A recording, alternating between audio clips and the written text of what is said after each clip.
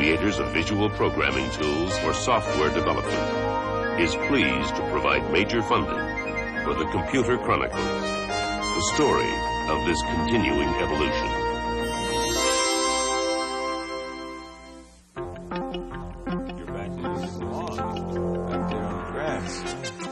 Welcome to the Computer Chronicles. I'm Stuart Chaffee, and this is Gary Kildall, whom I'm trying to beat in a game of Pong. Pay attention. Pong is the granddaddy of all computer games, and that's the subject of our program today, computer games. And Gary, computer games, in fact, were important, weren't they, in getting the whole personal computer thing going? Well, they certainly were a part of it. One of the unique aspects of a personal computer is that it often has bitmap color graphics, like the Apple II, for example. And that way you can do very dynamic things, games that you couldn't do, say, with a teletype style or scrolling display you would find in a larger computer system. This particular game, obviously, is a pretty old vintage, and they've gotten a lot more sophisticated since then, and we're going to see some of that today. Indeed, we've got a very exciting show. We'll be meeting some of the superstars of computer game programming from Electronic Arts, from Atari, and from Activision. And while the idea of computers in games may be new, the idea of people playing games with machines is not really new. Now, that was the first one. That was legitimate. Before the first program was written to simulate a starry background or a speeding racer, Penny Arcades offered simpler, more mechanical amusements, but with the same goals in mind, to challenge and entertain. If the locale was less exotic and the competition less ferocious, at least some of the game's interactions were similar.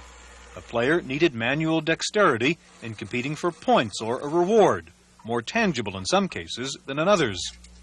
As a device for escaping daily routine, computer-generated graphics brought a level of fantasy that no mechanical game could ever approach. Instead of escaping from a schoolroom or an office, a player could leave the Earth or move to a different universe. Modern arcade computer games offer different kinds of challenges, from fast action games that demand even faster reactions to maze-type games where the player threads his way around obstacles, and war games where the object is to destroy or be destroyed. In one of the latest adventure games, animated images are stored on Laserdisc to be recalled sequentially, following the story's plot and according to the player's responses. If the player moves the control stick in the right direction, he is rewarded with a successful escape. But if the player makes a mistake, the program picks an alternative sequence of images, and the results can be extremely uncomfortable. Whether used to create unknown worlds or to enhance the reality of familiar worlds, computer games succeed in an unlikely domain, transforming pinpoints of light on a little screen into a believable realm, larger than life, and usually more exciting.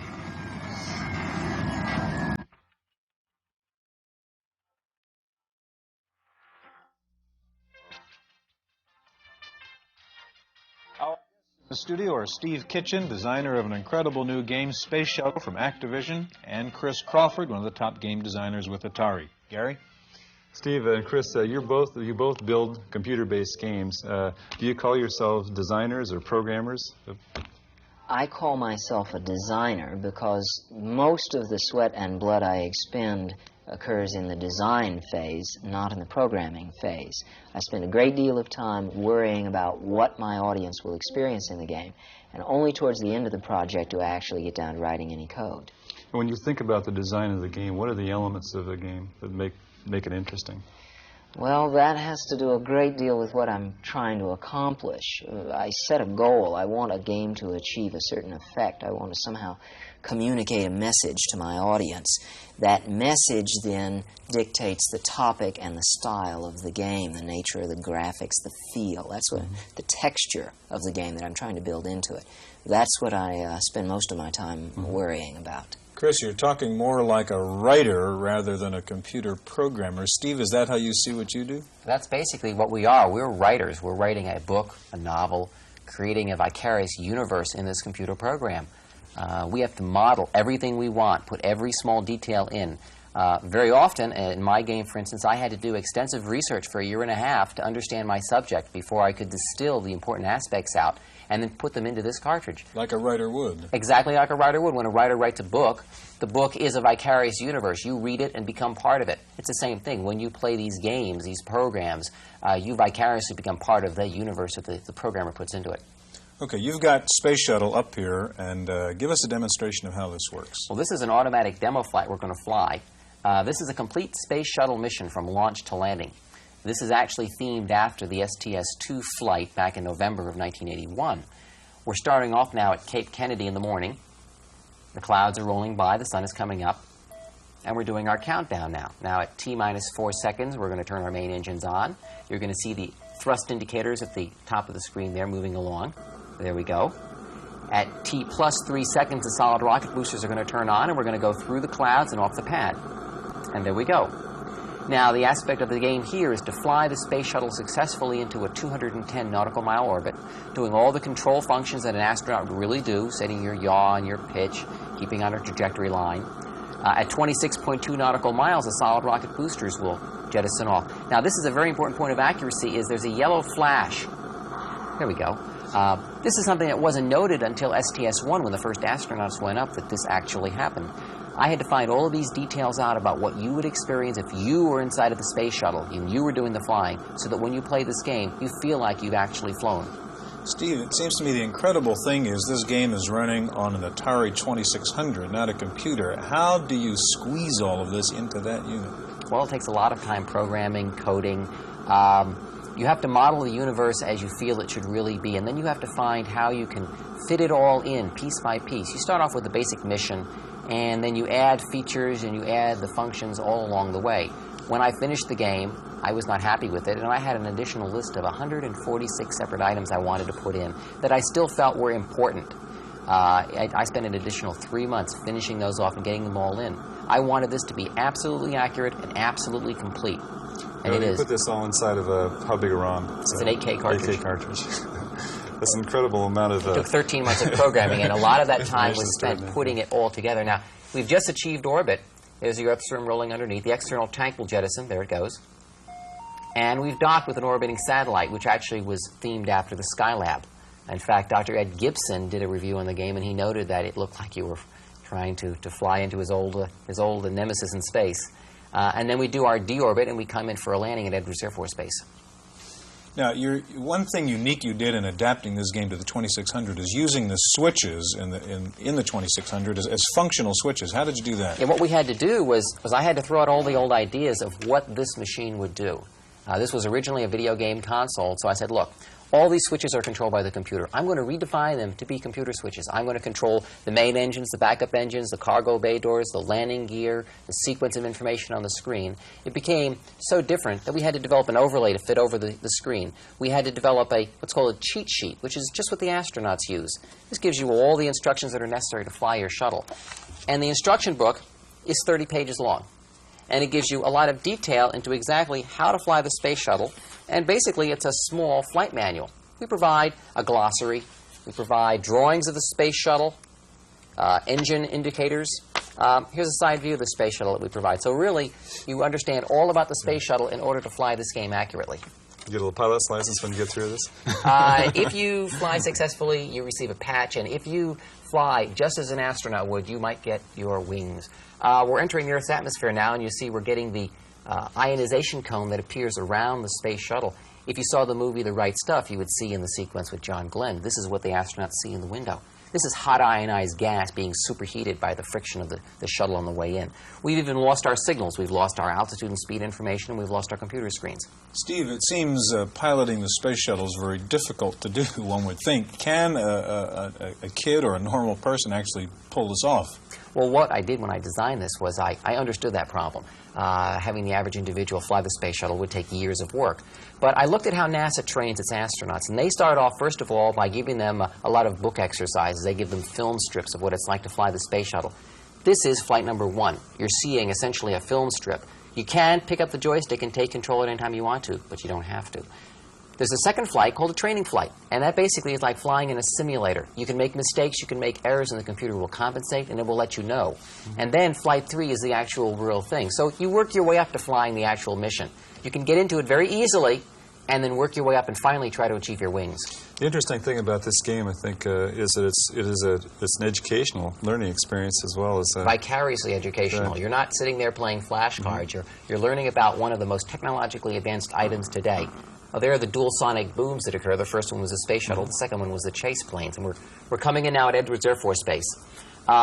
When you get done mastering this game, you've effectively learned all about what an astronaut does when he's in orbit. So the next time you see a launch go off, you're going to know what he has to do, when he has to do it, and what he goes through. It's incredible. We need another minute or so before we land here. While we're waiting, Chris, let's talk about, your new game is called Excalibur. What is that about? Excalibur is a game of leadership. The concept, I wanted to express to people the ideas behind von Clausewitz's statement, war is the extension of policy to other means. That is, I was a little tired of war games that glorify war. So I wanted to show that war is something that sometimes cannot be avoided, but must never be entered into in a cavalier manner. And so really I was trying to teach concepts of leadership. And so in the game Excalibur, I make you as King Arthur. I give you the task of unifying Britain. Now, unification is entirely different from conquest. That is, you have to convince people of your authority. You have to convince them to follow you, and that involves more than merely brute force. Chris, we have a little bit of time left. Can you get Excalibur up on the screen and show us just a piece of that? This is the title scene to Excalibur, and it's does nothing more than give the title and set a tone and show off who did it. Mm-hmm. And this was designed to run on the Atari 800, or? Yes, I've cut it off. This was designed for the 800 with 48K and a disk drive. It's a huge game. It actually won't fit on the 800. It requires disk swapping. And so you bring in whole chunks of game at a time. It's actually 66K of object code. Very, very large game, all written in assembly language. Okay, well, if you've played Raster Blaster or messed around with Pinball Construction Set, you've been manipulated by the mind of Bill Budge, one of the premier game designers. We'll meet Bill and the president of Electronic Arts in just a moment.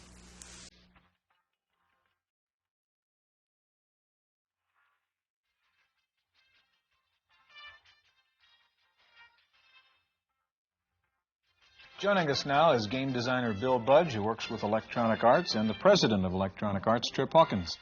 Bill, there's quite an array of games out here on the table.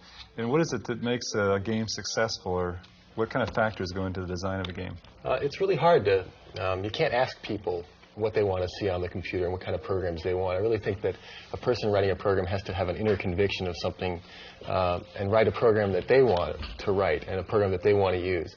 When I started writing this program, it was something I really wanted to do. I wanted to see it work. And where'd you get the idea for I always liked building things, and it was a funny indirect kind of process. I got tired of writing video games. I was really sick of playing them by this time. And I thought, well, it's fun to make video games. I still kind of like to write them, and I bet other people would really like to write them. You're talking about the Pinball Construction Set. Right. And this is kind of a nice game because it actually involves you in the construction of the game itself. It's kind of like a metagame. Is the success of that been pretty good in the sense that, is there a special segment that you're selling to as far as the construction set? Well, when you start out, you're looking to the really avant-garde computer users. It takes a while for the message to get out there when everyone is still discovering Pac-Man and a program comes along that's telling them they can build video games. Well, it doesn't register at first, but it's got a slow growth that builds up, and finally now we're getting very good results. So the game kind of craze dies out. This stuff's taken off. Mm-hmm. Trip, on the business side, what do you look for a successful software game? Well, I think Pinball Construction Set has a lot of the things that you look for, and that's why it's now one of the top 10 sellers in the country, according to Billboard magazine. We have a philosophy of having products that are simple, hot, and deep. Simple so that you don't have to read a lot of instructions. Of course, most people don't want to have to learn how to operate the computer. They want to just do things with it right away. And Pinball Construction Set, you can immediately play one of the pinball games that are included, or you can quickly make up one of your own, and it's very simple to do that, as I think Bill will illustrate. We also like to have products that are hot in that they should fully use the sound and graphics and other capabilities of the machine. And we also look for programs that are deep. In the case of Pinball Construction Set, you can make your own pinball games, so it has a lot of creative possibilities and allows people to control what they're going to make and interact with it and change it. And that's one of the things that extends the life of the product and causes people to come back to it again and again. It'd be kind of fun to take a look at this. I'm dying. Dying to say. Go ahead, Bill. Okay, well, this is a very simple sort of real-world idea. It's a construction set. You have something that you're building on this side of the screen and a set of parts over here. And I have a hand here that I control with the joystick, and I use that to move things around, say, on the board, the game I'm building. I can modify this game. And I can get parts out of the box, and I can just add them over. So they're kind of bumpers you're putting into your game. I'm just putting bumpers, yeah. This is a favorite of really young kids. They like to just grab a whole bunch of bumpers, fill the board up with them, and put a ball on there. A pinball aficionado would gasp, but little kids don't really build pinball machines. They just sort of build things with this. And I can get a ball and put that over here. Then if I want to try out the game, I can just push this menu selection right here, and the game starts to play. Now, you can see I've got two balls, one up there. I can launch this one, and I can go out and play the game a little bit. And the balls drop down at the bottom eventually. But before I let that happen, I'll just go back to the parts box and start editing again. Get rid of some of these. Bill, this was kind of a new level, I suppose, of computer game where you really can design the game yourself. What, if you can tell us, what are you working on now? What would be the next step in computer games? I want to extend the idea of a construction set. I think this one was hard to do when I started, and because there are lots of combinations and things you can't really predict when you're making a kit to make a meta game, as you said. I'd like to extend the idea even further, and the problem there is then designing the parts box. In pinball, it's a small set of parts. You don't really have to worry about thinking up abstractions. And a general construction set, it's not clear what the parts should be.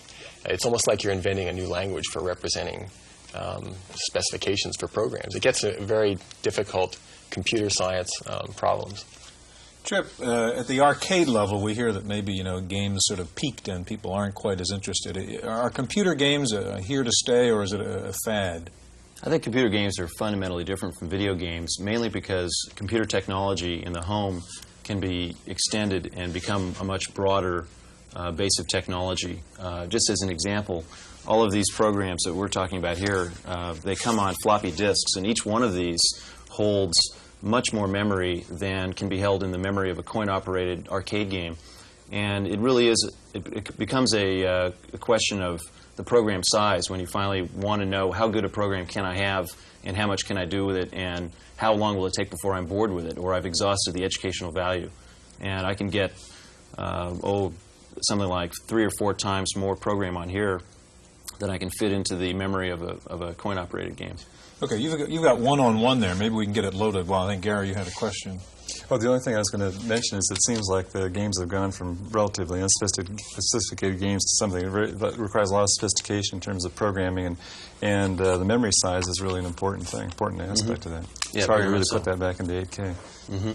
Has that been the difference, really, in the early computer games? Pretty limited now. The incredible graphics and speed. Has it really been a function of the available memory? Part of it is just programmers getting better, I think. Not many people wrote video games 5 years ago. There was a small selection. Now there are thousands of people who are capable of writing a good video game. And a few people have upped the ante, so it's not enough maybe to write a video game. You have to write a video game plus a game editor. I think the more popular games really have these extra features built in. Can we get one-on-one in there? That's a kind of exciting demonstration of what you can do. And I think, Trip, you're going to take on either Dr. J or Larry Bird here. Tell us about one-on-one. Well, the basic idea of one-on-one was to get these two guys, Julie serving Larry Bird, who are probably the two best-known basketball players and probably the two best forwards that have ever played the game, and to capture their personalities in the game. And so we decided to hire them to help us design the game, and we had photo sessions where we took pictures of them in action. In fact, we had a camera mounted at mid-court just exactly from this angle while we photographed them. And then we worked with them on prototypes of the product where we'd sit down and talk to them about the moves that they would use and some of the strategies and the shooting percentages that they would have in different places on the court. And that was a fascinating learning experience. But you say programmed in the personality. I mean, these characters play like Larry Bird would. Very much so. In fact, why don't I go ahead and get started? Yeah. Right now they're playing against one another in a demonstration game, but if I press the button on my joystick, it'll take me to a menu, and I can quickly make a selection. I want to play against the computer. I'm going to allow the computer to play Larry Bird, and I'm going to play at the varsity level. There are different levels depending on how good a player I am. And now I go ahead and start the game. And that's Larry Bird taking an outside shot, and he hit it. Now, Bird is particularly effective at outside shots. But watch Julius now. I'm going to be able to drive around him, I hope. Oops, he stole the Okay, ball now from me. you're Larry Bird now. No, I'm Dr. J. You're and Dr. unfortunately, J, I let and Bird the steal the ball. computer's Larry, okay. He's trying to work his way into the basket. So he's got a quick 4-0 lead over me. Oh, now I have to have the indignation of seeing on an instant replay. That's great. Where do you think, Trip, the software games are going to next? I mean, what's the next generation of this kind of stuff? I hate to interrupt you, trying to get back on Well, I had to have a slam dunk there. Sorry. Yeah, what's happening next? I mean, what's the next tier, the next level of computer Well, games? at a really simplistic level, Maybe you could turn it's that very level easy down, it's very easy to extend the realism and the graphics that are in the current products, and I think it's also you're going to increasingly see more creative possibilities for the player, which is I think where a lot of the educational value comes from. Being able to create your own pinball game is one example. We've extended that with Music Construction Set to a product that is about music, and of course there are a lot of people that are really interested in music and interested in having their children learn about music, and it uses a lot of the ideas that Bill pioneered with the Pinball Construction Set. And I think that the area where the greatest challenges will come is in looking for original ideas and new creative ways to break the mold. I mean, a lot of people look at what other people have done and try to do something that's a spin-off from that, but the really creative geniuses in the industry are capable of coming up with something completely new. Do they just come to you? They say, "We've got an idea, and here's a program I've written," and then you turn around and sell it? It happens all different ways. We have one of our better products. It's called Hard Hat Mac, and 2 high school boys came into our office one day, and they had 3 sheets of high school notebook paper they'd drawn up in their physics class, and we signed a contract based on that. Gentlemen, we're out of time. Bill, Trip, thanks so much. Thank you for joining us in this edition of the Computer Chronicles.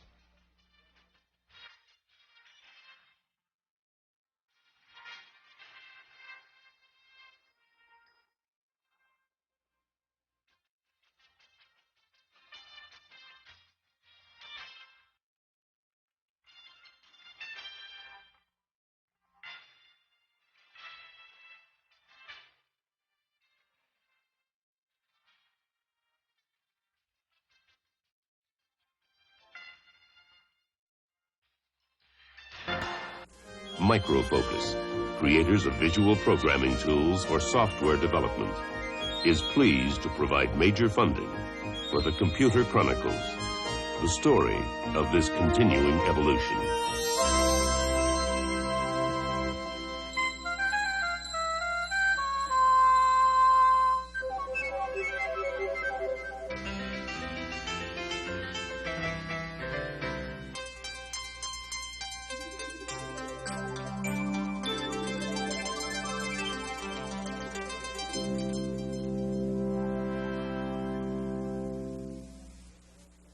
Random Access is made possible by a grant from Popular Computing, a McGraw-Hill magazine. In the Random Access file, Hewlett-Packard has made another major move into the personal computer field with a new portable printer designed for the PC market. It is a non-impact inkjet printer with low noise operation, battery-powered, 150 characters per second, and an 11 by 12 character matrix. The price is under $500, and it will be available next month. IBM in the news again this week. First of all, IBM announced a licensing agreement with Intel to allow IBM to produce its own 8088 chips, the microprocessor used in the PC. Tremendous demand on Intel's output of the 8088 has kept IBM from producing enough PCs to meet its demand. Perhaps more important, though, is the fact that Intel apparently also gave IBM the right to make its own 8286 chips, a much more advanced microprocessor, which analysts believe IBM will use in its new personal computer, codenamed Popcorn. With the ability to turn out the chips, it is thought that IBM may now be able to introduce the Popcorn this summer. The use of the advanced microprocessor will enable Popcorn to do sophisticated graphics and other complex integrated functions. Sounds like Popcorn may take on the Macintosh Lisa crowd. Victor Technologies, the high-flying hardware computer company which took a nosedive this year, may be bought out by the British firm Applied Computer Technologies. The would-be buyer indicated it might close down the Silicon Valley factory and move operations to Scotland. Also on the ailing list, Tandon Corporation, the nation's largest maker of disk drives, says it will lay off about 1,000 employees and transfer most of its manufacturing overseas to cut production costs.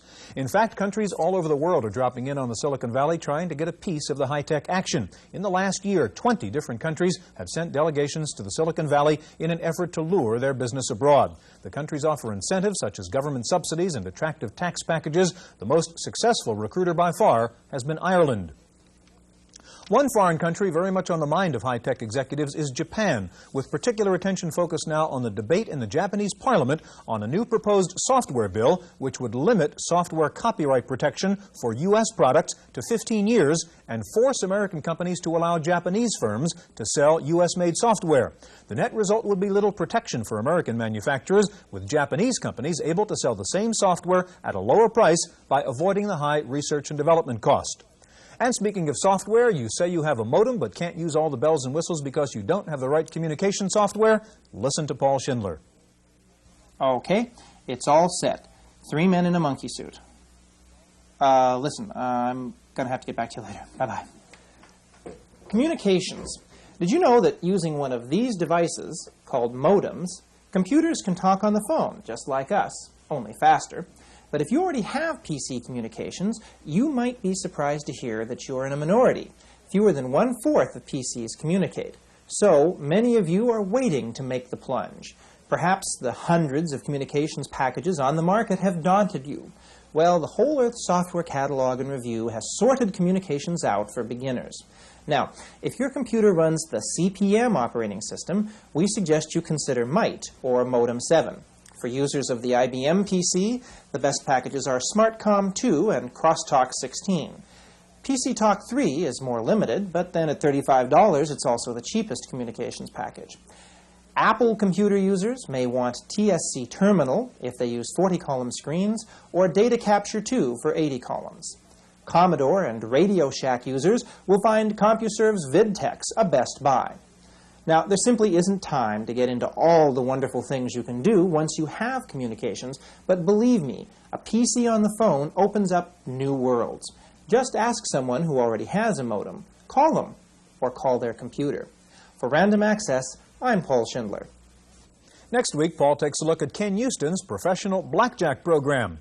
Well, the hot software this month, tax preparation programs. 2 of the more than 20 tax packages have hit the software top 10 this week. The 2 bestsellers are Tax Advantage from Continental Software. It sells for about $70. And Tax Prepare from HowardSoft. It's a bit more complex and sells for $250. And as if you hadn't noticed, there are still more computer magazines coming out on the market. The latest count shows more than 300 computer periodicals. The fastest growing ones are Compute, Personal Computing, Popular Computing, and InfoWorld. Finally, the last place you want to see a computer, let alone a robot, is in your neighborhood bar. Yet it seems the sweep of technology has no limits.